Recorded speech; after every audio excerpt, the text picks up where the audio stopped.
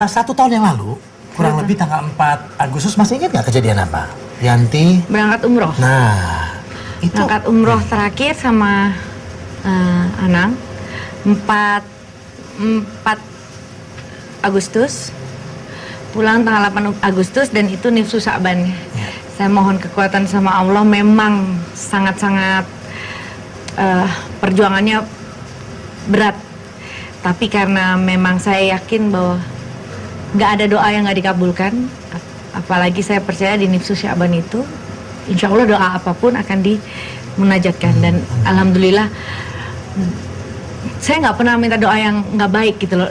Kalaupun saya memilih, saya harus meminta sebuah perceraian, ada alasan-alasannya gitu. Dan Tuhan tolong kuatkan saya bila mana saya jatuh karena pilihan saya. Tapi kenapa ada kekuatan itu bisa ada dalam seorang Yanti untuk memutuskan memang harus sudah pada saat itu? Jadi 8 Agustus, 8 jam perjalanan dari Jeddah ke Jakarta, saya 1 jam dulu diam. Memang di sana kami juga udah Anang sudah membaca apa yang tersirat di dalam hati saya gitu. Memang kita nggak kadang kan gitu, suami istri bukannya lagi berantem, kadang memang kita lagi diem-dieman menikmati mungkin, atau lagi mau konsentrasi, tapi bukan berarti silent treatment gitu, tapi memang lagi mencoba mencari sesuatu. Waktu itu ada kakak ipar saya gitu loh, gitu, dan kakak ipar saya tuh nggak bisa nggak tahu ada kejadian apa-apa. Itu saya minta sama Anang, kita introspeksi lah gitu. Cuman saya maunya berpisah secara mau apa bahasanya, pisah ranjang dulu gitu untuk introspeksi. Tapi yang ditangkap Anang adalah ending daripada itu gitu loh. Dia nggak melihat daripada introspeksi itu sendiri, tapi lebih ke permintaan saya untuk pasti ujungnya untuk perceraian. Saya juga kaget sebetulnya gitu loh. Saya bukannya melawan dia dengan menerima tantangannya dia untuk bercerai, enggak. Tapi saya pikir, ya Allah Tuhan, ini ternyata jawaban dari doa yang memang saya minta. Kuatkan saya apabila saya jatuh dengan permintaan saya sendiri gitu. Dan saya harus tanggung jawab dengan apa yang terjadi saat itu. Saya langsung dari 8 Agustus itu udah langsung Anang memilih untuk tinggal di studio, di ruko kami. Ya udah gitu, saya dan Anang di situ memang sudah bilang dia tetap komitmen dengan talaknya dia yang pernah dilayangkan ke saya tahun 2007 ya? Bahwa apapun yang terjadi anak-anak dengan dia nggak tahu ya. Kalau dulu tuh masih mikir aib, masih pikir malu, masih mikir gengsi, masih mikir aduh kerjaanku gimana. Terus yang kemarin tuh kok kayaknya ya Allah, pasti anak-anak kapanpun pasti membutuhkan seorang ibu gitu.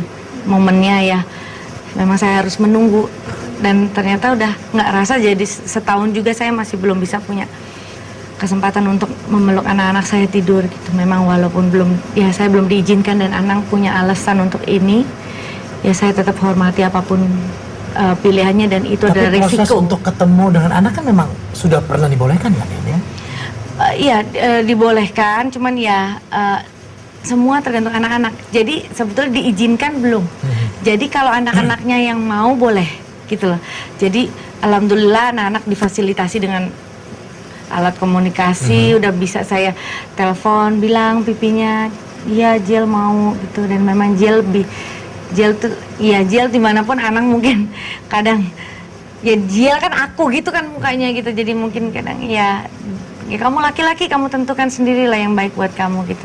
Jadi ya saya inilah menerima aja gitu loh. Bukan menerima, artinya menerima resiko yang saya pilih. Bukan berarti saya lagi dihukum, itu enggak. Berarti seorang Krisdayanti nggak merasa bahwa dia ini merupakan hukuman yang diterima Krisdayanti itu tidak boleh berdekatan dengan anaknya? Itu bukan itu ya? Bukan itu. Ya? Aku bersyukur aku bisa menikmati hidup. Aku bisa bilang bahwa nama tengahku itu juga adalah hidup. Hidup itu bisa semangat, bisa cinta. Cinta yang aku dapat juga walaupun aku hampa tanpa anak-anak di rumah ini, tapi ada orang tua, ada sahabat, alhamdulillah orang-orang yang saya kasihi tetap memberikan cinta, sehingga saya punya tetap semangat untuk melanjutkan hidup tanpa harus berkonotasi saya sedang dihujat atau dihukum gitu loh ya. Tapi apa rasanya rumah tanpa anak-anaknya? Anak memang senengnya kumpul gitu ya.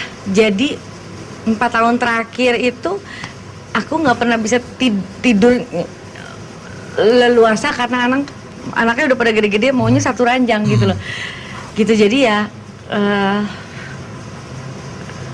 anak-anak kan yang sangat-sangat polos gitu ya, teriak, mereka kepingin A, kepingin B sama, cuman ya memang orang tidak banyak tahu gitu loh. Tapi saya tahu anak-anak tetap membutuhkan saya, dan saya alhamdulillah maksudnya punya perasaan yang sangat-sangat sebetulnya kontak dengan anak perempuan saya, anak laki-laki saya. Apa yang mereka harapkan dari saya, insya Allah saya sanggupi, walaupun itu lewat tangan orang lain, artinya pembantu di rukonya atau mbak di rumah di rukonya gitu. Jadi ya, mungkin sekarang masih belum bisa, tapi udah kebayang itu semua yang bahagianya nanti aku menikmati hidup sama anak-anakku tuh semuanya udah. Rasanya apa pada saat mungkin datang bulan pertama anak perempuan sendiri, tapi seorang ibu tidak berada dekat anaknya sendiri ya? Ya itu aku ya sedih banget gitu loh, karena umur 12 tahun di Aurel saat dia mens, tapi aku nggak bisa bantuin dia gitu, gimana caranya dia ngilangin sakit perutnya gitu atau apapun. Iya, kadang aku merasa sedih dan aku minta maaf karena selalu aku bilang sama Aurel dan Azriel, ini masalah orang tua kalian. Mimi nggak pernah sedikit pun hilang kasih sayangnya untuk kalian. Aurel waktu itu sempat, apakah aku ini broken home? Enggak, Aurel, kamu dapat perhatian yang 1000% dari pipimu, dapat 1000% dari ibumu, tapi memang terpisah gitu loh. Saya bukan mau balas dendam, ibu saya juga dulu cerai, apakah saya nggak ngarep gitu loh bahwa anak-anak saya juga ternyata harus menikmati kehidupan yang sama seperti saya dulu. Tapi lihatlah Aurel, kebahagiaan yang kalian dapatkan itu jauh daripada Mimi dulu waktu Mimi kecil. Jadi jangan pernah khawatir, kasih ibu nggak akan pernah hilang, nggak akan pernah habis walaupun kondisi dan jarak kita berjauhan. Tentang Azriel sendiri yang tiap malam mungkin ngigo atau bagaimana manggil nama Miminya? Iya itu nggak berlebihan juga, anak-anak kan polos gitu. Mereka mungkin nggak layak ya masih tinggal di situ. Mungkin ya namanya juga rumah, walaupun aku tahu Anang mau meninggalkan hal-hal apa yang sudah didapatkan dulu dari saya. Ada caranya untuk sederhana gitu loh ya. Tapi maksudnya anak-anak kan dekat dengan jalan, dengan hiruk pikuk jalan besar, terus suasana kantor gitu. Tapi ya itu memang pilihannya Anang, aku nggak berani gitu loh. Aku rasa aku udah ngambil kesimpulan untuk bisa jauh dari melepaskan perkawinanku yang dulu, karena ya aku nggak fair kalau aku bilang aku mendapatkan banyak tekanan, tapi mungkin itu suara hatiku yang aku bisa lepaskan sekarang gitu dengan jalan perpisahan. Jadi apa sebetulnya penyebab kegagalan rumah tangga Yanti sendiri sama anak ya? Komunikasi. Ya. Itu yang paling utama. Komunikasi memang mungkin Anang ya terlalu diem ya orangnya, terlalu cuek gitu, dan ya